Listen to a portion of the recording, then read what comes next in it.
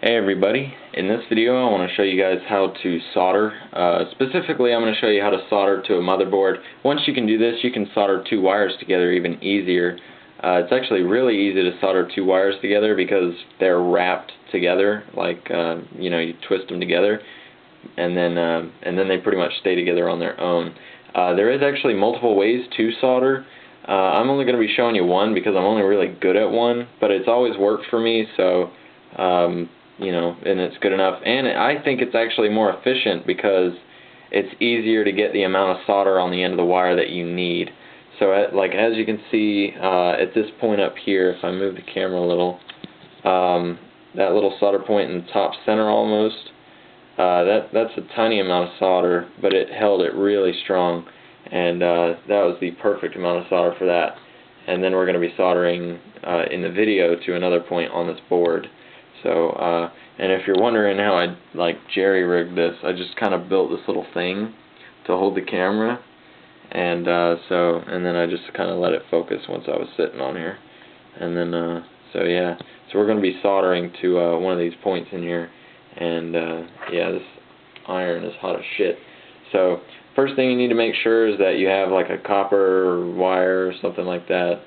Brass is okay, I guess, but it's still kind of a bitch, and aluminum won't work. So I'm going to be first taking off the solder that's on the end of this wire because I want to show you guys how to desolder something, and then I'll also be showing you how to desolder something from the actual motherboard later on, and like this piece here. Screw you. And then that was just kind of a messy drip, but anyways.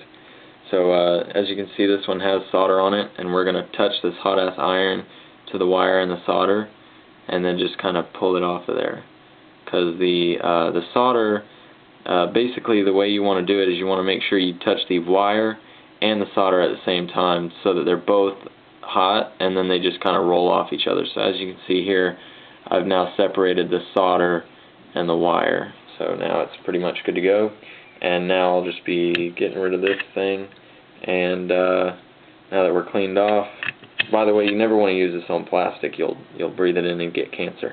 But now we're going to be connecting this solder coil to this wire here using this iron, and so I'll need to move the camera to do that, but I'll let you keep watching. So it's going to be simple. So just remove this, stuff to the table, and there we go. So now you want to bend your wire to somewhere on the table where it won't let go or anything, because you know how a wire kind of has a mind of its own. It just kind of likes to coil up and uncoil. Whatever way you don't want it to go, it'll pretty much go that way. So I'm going to get mine centered as best I can. There we go. It's good if you have clamps as well. And then I'm going to take this solder coil here, hold it like right here, and I'm going to connect them all together using the soldering iron. And then we'll work on soldering it to the board. And this is actually so hot it's like burning through, but it'll work.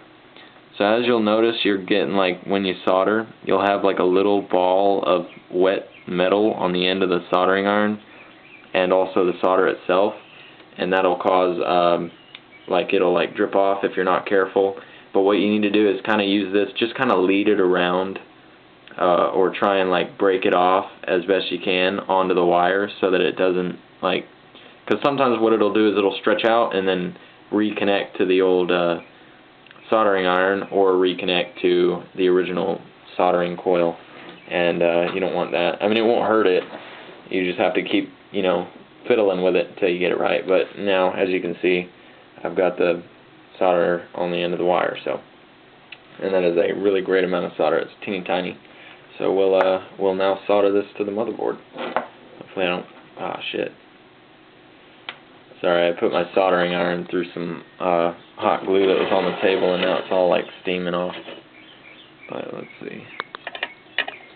And this isn't a hacking video, so if you want to solder a motherboard, I would you know, don't do it like this. But let's see, or do it like this, but not on this type of motherboard, because this won't actually do anything. If anything, it'll probably just cause a short, and everyone in the house will die in a fire. So, specifically, I guess I'm going to be soldering to this point right here, if you can see it, and we'll just see how good I can get this done. And let's see, so let it dry on there. That is not even connected. Let's see. Nope. But all you do is get it the liquid, and then try and let it drop onto the motherboard, and then let it dry on there. There we go. And that is a nice strong solder. So now if we were to fire this up, it would probably short out, you know, but if you knew what you were soldering together and you had soldered that point to this point, then we'd bypass some sort of circuitry, and it would work really nicely. So anyways, that's how you solder. And if you want to know how to desolder something, not like this specifically, like something like this here, like this little button that kind of, it's pretty cool. It just kind of clicked. I don't know if you can hear it, but it just clicks. And if you want to see the bottom, the way it looks underneath is kind of like this. And what we'll be doing is we'll actually be heating the solder up and pulling this out at the same time, so it comes on out of there. And that's in another video. So hope you guys enjoyed that, and I'll see you next time.